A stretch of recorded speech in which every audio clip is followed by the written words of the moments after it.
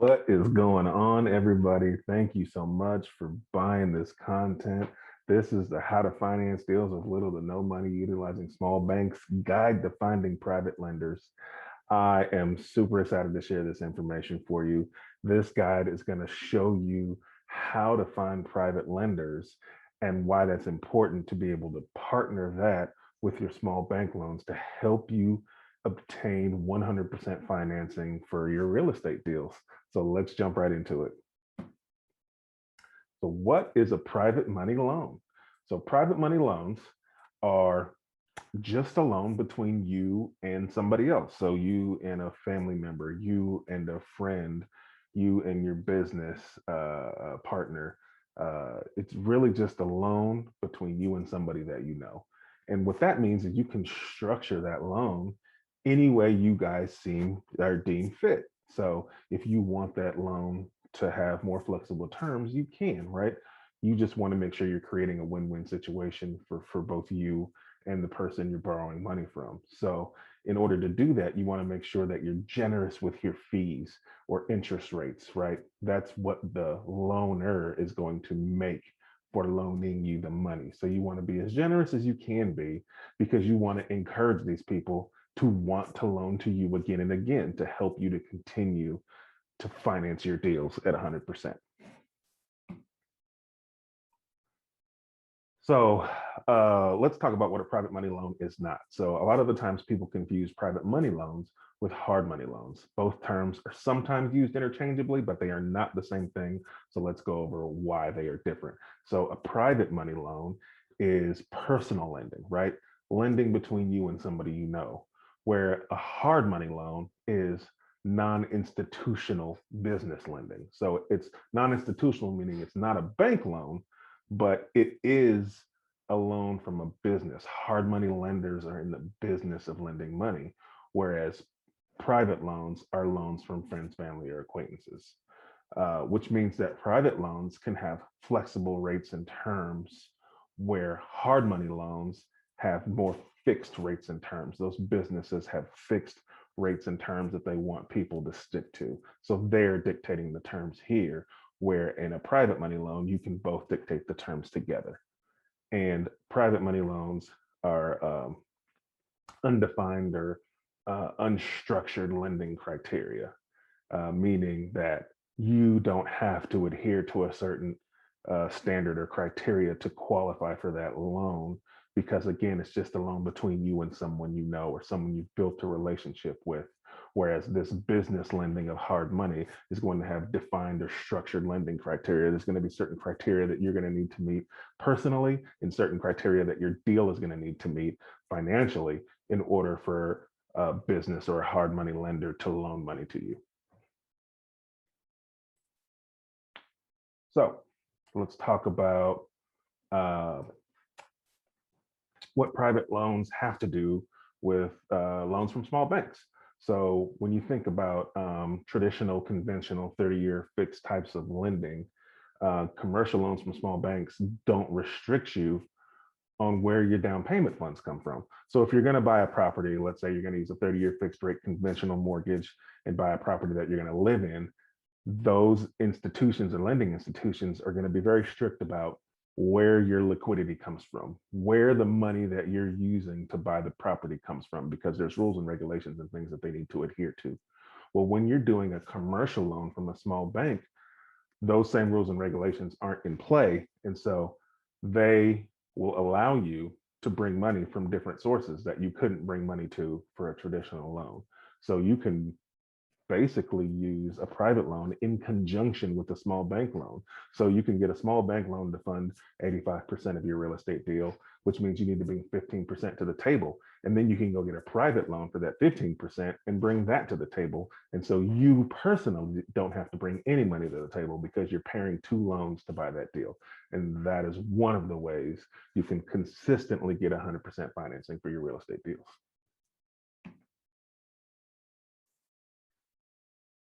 So let's talk about some private money loan best practices, because I want to make sure that we don't get ourselves in situations that we're going to be uncomfortable to us. So what you want to be able to do is you want to understand that with a private money loan, your lenders are going to get paid before you do, right? You always, always, always want to pay back your lenders. Even if your deal loses money, you want to be able to pay back your lenders. That's important because as you continue to do more deals, you want your lenders to want to continue to work with you. And if they feel like, hey, no matter what, I know Henry's going to pay back what he owes. So I'm willing to put money into his deals. You'll always have an income source, right? So make sure that you always pay back your lenders. That's going to help you build credibility and it's going to make lenders want to continue to work with you. But, and so how you do that is you want to make sure you're never borrowing what you can't afford to pay back, right? I never borrow more than I have in cash reserves. So I'm not borrowing money because I don't have any. I'm borrowing money because I would rather deploy someone else's money into my deals and keep my money liquid in the event that I need it for a different deal or for another purpose, right? Being able to make money leveraging other people's money is super powerful. But I always keep some cash reserves in the event that something goes south. I can afford to pay back my lenders because I don't want to damage those relationships. So how do you find these private lenders, right? How do you find these magic people with the magic money? Well, if you think about it, you don't really need access to a ton of money.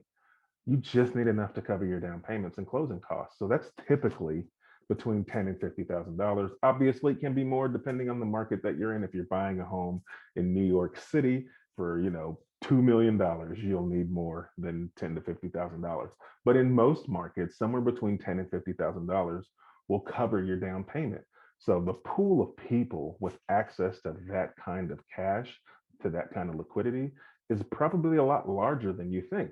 And so we're going to talk about how you find those people. So you've got three tiers of private lenders typically, right? So tier one is what's known as your friends and family tier, right? This is your hot audience. And it's called your hot audience because these are people that know you personally. It's your parents, your grandparents, aunts, uncles, friends from work, friends from church, right? Friends from, your kid's soccer team.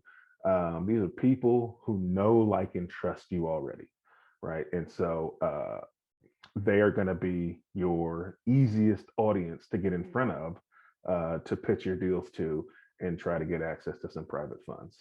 Your tier two people are your friends of friends, right? So they're the people that know the people that you know, right? So they're called your medium audience because they know who you are, because of the people in your immediate circle.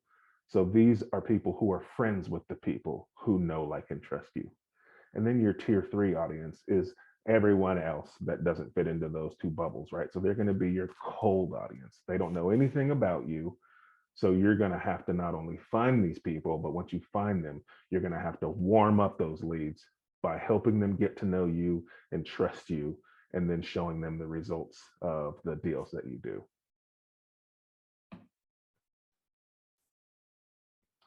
So how do you do those things, right? So there's several ways to do it, but we're going to talk about a few key things that you should be doing as a real estate investor in order to help you find private money lenders. And the first is to always introduce yourself as a real estate investor.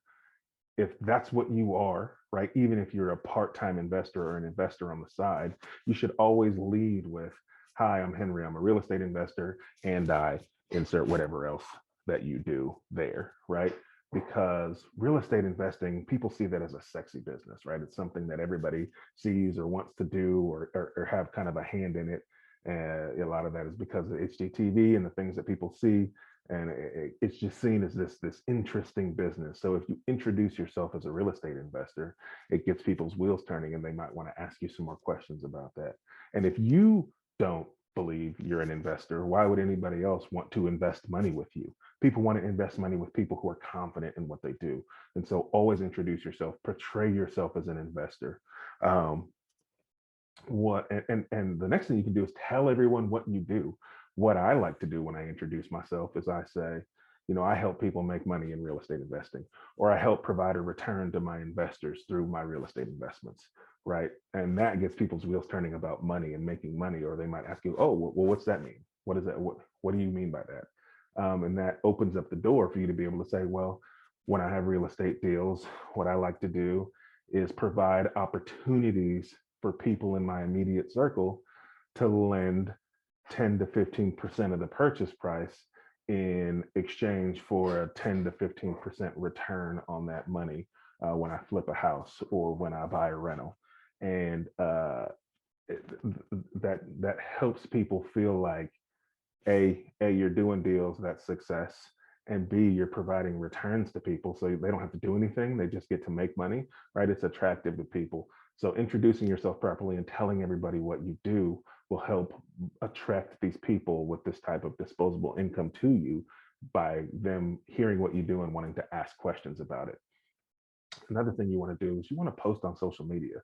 So you can create an account that's specific to your real estate business, or you can post it in your personal account. Um, the idea is more that you just post, right? Just posting of your deals, post where you post the deals that you find, post the numbers of those deals, right? Post before and after pictures of those deals.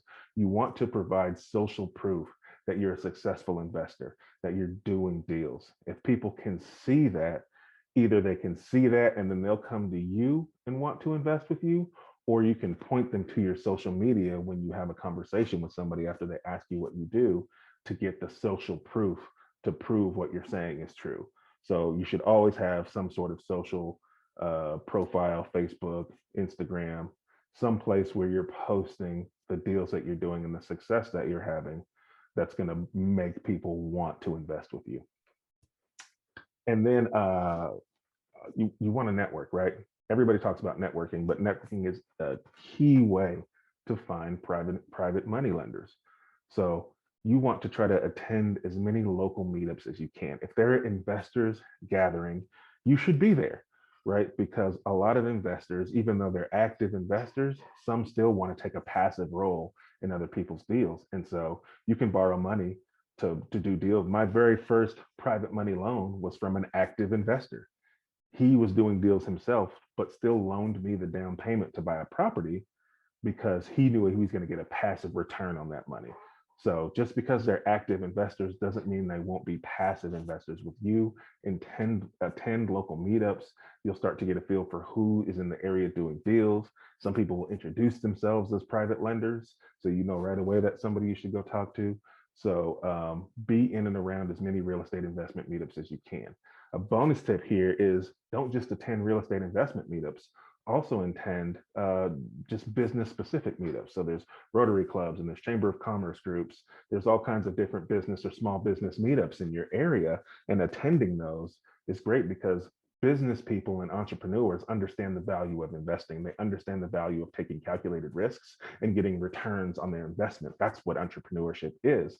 So if you can get in front of them in these meetings and you introduce yourself as a real estate investor and they feel like that's a sexy business and they feel like they can get a return and they feel confident in you and what you do, then you can have a room full of people who might be willing to lend you money to do more deals.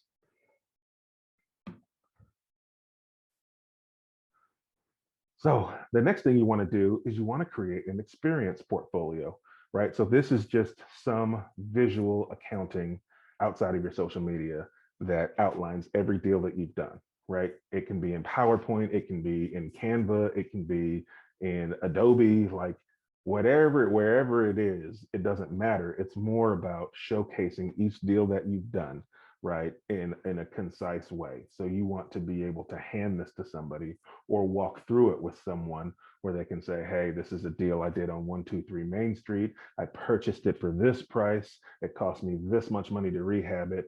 And then I sold it or I rented it for this. This is the profit that I made. Here's the amount of money that I borrowed from a private lender when I bought the deal. Here's the amount of money that I returned to that private lender after I sold the deal, right? And so what that's going to do is it's going to help them have a sense, like touch and feel what you've done. It gives them a sense of that you're professional because you're organized.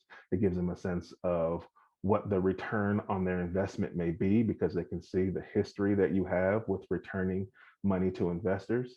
And it shows them the kinds of deals that you buy and gives them confidence in that, right? This is a huge, huge valuable tool if you want to get private money loans. So please, as you're doing deals, make sure you're maintaining some sort of experience portfolio. It's also great when you're working with these small banks to be able to hand them your portfolio so they can see the experience that you have, and they'll be more willing to loan to you because you're organized and you have all your numbers. So experience portfolios are huge, huge, huge. All right. And so what you can then do is, as you start to meet people who are interested, they're going to tell you they're interested, and then you can take them to lunch or coffee, and you can have pitch meetings with them. And the pitch meetings are just you sitting down, reviewing your experience portfolio, showing the types of deals that you do and the types of returns that you provide, and then pitching them any new deals that you're raising funding for, right? And you pitch these deals as opportunities for them because that's what they are. You never want to position yourself as you need them, right? You want to position it as they need you. You are going to go out here and be successful regardless of if they loan to you or not. But I am doing you this favor, this service of allowing you the opportunity to invest in this deal so that you can get this return, because I'm going to do this deal no matter what, right? And you want to make sure that you're always positioning yourself in a place of power and in a place of somebody who's doing them a favor, because that's what you're doing, right? You're providing them an opportunity to make money. Us as investors, we're going to figure it out either way. But now you're not only making money, but you're figuring out a way to make the people around you money as well through your business. And that's a powerful thing. That's something you should be proud of. And so position yourself like that, and you'll get more loans from more people.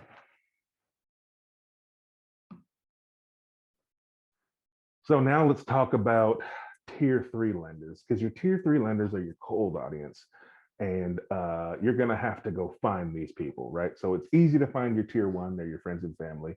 It's easy to find your tier two because your friends and family is going to point you to those tier two. But finding everyone else, that's something you're going to have to be more strategic about. So let's say you've borrowed all the money you can from your tier one and your tier two folks, and now you're expanding and you want to get more private lenders in your circle. So you need to start searching for that tier three, right? Here's some ways you can do that. In most states, you can search public records, right? And so the recording of a mortgage or a sale of real estate is typically public.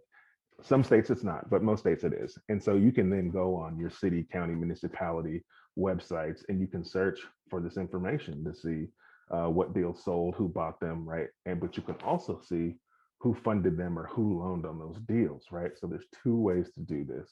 The first way is there's a manual search. So you can go to a city website, municipality website, and you can search manually for real estate that is sold within a certain time frame, right? And you can look up uh, the lender, or you can use a broker site. So something like a Deal Machine or a PropStream or a List Source. These are all websites that kind of compile all the information from all these city municipality websites and put them in one place and allow you to filter or search through that criteria.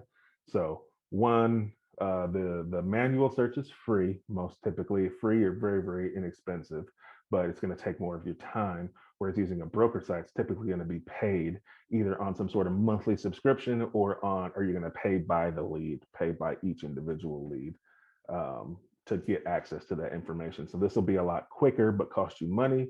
The manual search will be a lot slower, but free. So what you're looking for when you're searching these property records is you're looking for the grantee, right? That's the mortgage provider on the sale of a property. And so most of the time when you see the grantee field or line, what you'll see listed there is a bank or a financial institution. So that means like, Bank of America lent to, was the grantee on that deal. That's not what you're looking for.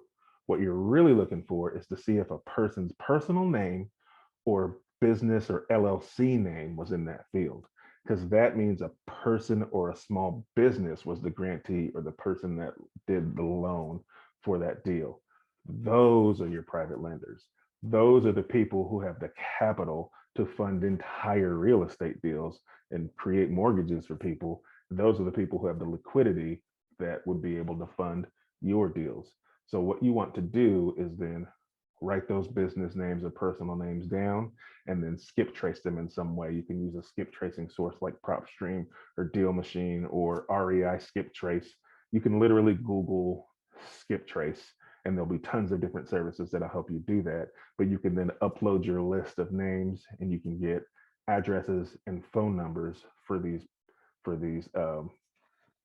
businesses or personal names that you've looked up, and then you can cold call them. You can send them direct mail, right? The idea is that once you get that list, you then contact that list, or you find a way for that list to want to contact you.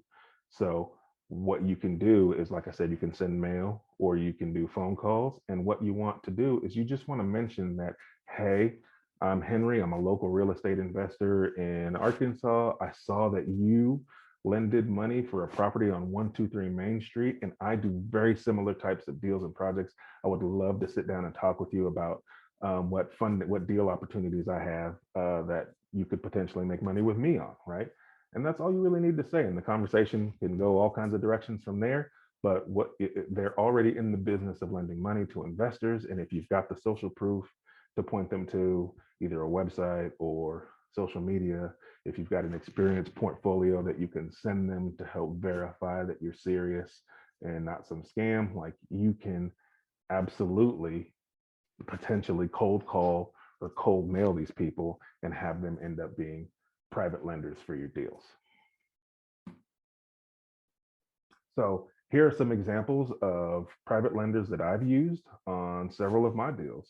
My mom's lent to me for a deal.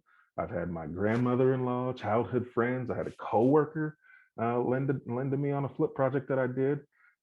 Several real estate investors, a couple of different local real estate agents. All of these are people that are either in my tier one or tier two groups.